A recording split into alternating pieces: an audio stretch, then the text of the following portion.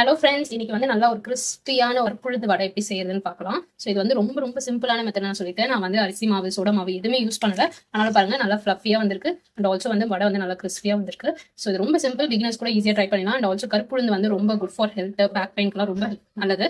So அதில் தான் நான் வடை செஞ்சிருக்கேன். அது டேரக்டாக நீங்கள் கன்சியூம் பண்ண மாட்டேன் முடிச்சு. ஸோ வந்து நம்ம இப்படி கன்சியூம் பண்ணிக்கலாம்.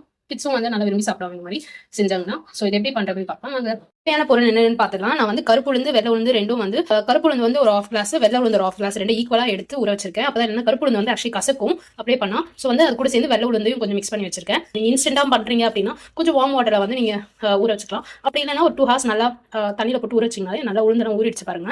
அண்ட் வந்து நான் ஒரு பெரிய சைஸ் வெங்காயம் வந்து நல்லா பொடிசா கட் பண்ணி வச்சிருக்கேன். ஒரு பச்சை மிளகா காரத்துக்கு ஏற்ற மாதிரி நீங்க 2 பச்சை மிளகா வேணும்னா 2 கூட நல்லா பொடிசா கட் பண்ணி வச்சுக்கோங்க. ஸோ ஃபர்ஸ்ட் இந்த உளுந்து வந்து நல்லா பேஸ்ட் மாதிரி அரைச்சிடலாம். ஊற வச்ச தண்ணியே வந்து லைட்டா, நான் வந்து ரொம்ப லைட்டா தான் தண்ணி தெளிச்சு விட்டு தான் அரைக்கிறேன். மாவு வந்து ரொம்ப தண்ணியா அரைச்சிங்கன்னா வடை வராது, ஷேப் வராது. அண்ட் ஆல்சோ வந்து வடை வந்து மாதிரி கொல ஆயிரும். ஸோ வந்து லைட்டா தண்ணி தெளிச்சு அரைச்சிக்கோங்க.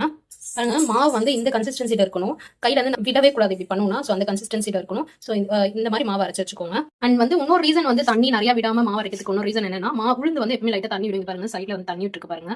தண்ணி கம்மியா ஆட் பண்ணி. ஸோ இதுல வந்து ஒரு 1/2 டேபிள் ஸ்பூன் சால்ட் ஆட் பண்ணிக்கிறேன். நீங்க உப்பு உங்களுக்கு ஏற்ற மாதிரி ஆட் பண்ணிக்கோங்க.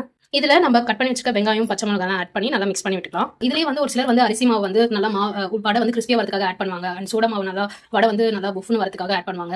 அண்ட் வந்து பெப்பர் லைக் மிளகு வந்து தட்டி போடுவாங்க, அந்த மாதிரிலாம் போடுவாங்க. பட் நான் இன்னைக்கு வந்து எதுவுமே போடல. நம்ம ரொம்ப சிம்பிளா எப்படி பண்றது. அண்ட் இதுலயே வந்து வடை வந்து நல்லா கிறிஸ்பியா வந்துரும், நல்லா சாஃப்டா வந்துரும். ஸோ அந்த மாதிரி எப்படி பண்றதுன்னு வந்து நம்ம பார்க்க போறோம். வடை வந்து இந்த சால்ட், இந்த வெங்காயம் எல்லாம் நல்லா மேரினேட் ஆகிறதுக்காக நான் வந்து ஒரு 10 to 15 minutes வந்து ஊற வச்சுக்கிறேன். நீங்க வந்து டைம் இருந்தா உங்களுக்கு 1 or 2 hours நீங்க மாவை வந்து நல்லா கொஞ்சம் ஃப்ரிட்ஜ்ல வச்சு குளிக்க விட்டீங்கன்னா வடை வந்து இன்னும் நல்லா கிறிஸ்பியா வரும், இன்னும் சாஃப்டா வரும். பட் இன்ஸ்டன்டா பண்றீங்க அப்படின்னா ஒரு 10 to 15 minutes அப்படியே விட்டுட்டு நீங்க வந்து வடையை போட்டு எடுத்துக்கலாம். நான் வந்து இன்னைக்கு சன்ஃபிளவர் ஆயில் தான் எடுத்திருக்கேன். நல்லா கடாய் வந்து நல்லா முழுகிற அளவுக்கு எண்ணெய் எடுத்திருக்கேன். ஸோ கொஞ்சம் எண்ணெய் நிறைய விட்டீங்கன்னா நல்லா குக்காகிறதுக்கு அது கொஞ்சம் ஸ்பேஸ் இருக்கும். பாத்திரம் வந்து கொஞ்சம் பெரிய பாத்திரத்தில் வச்சுக்கோங்க. ஸோ இது நல்லா எண்ணெய் சூடாகட்டும். மாவு நல்லா ஊறிடுச்சு.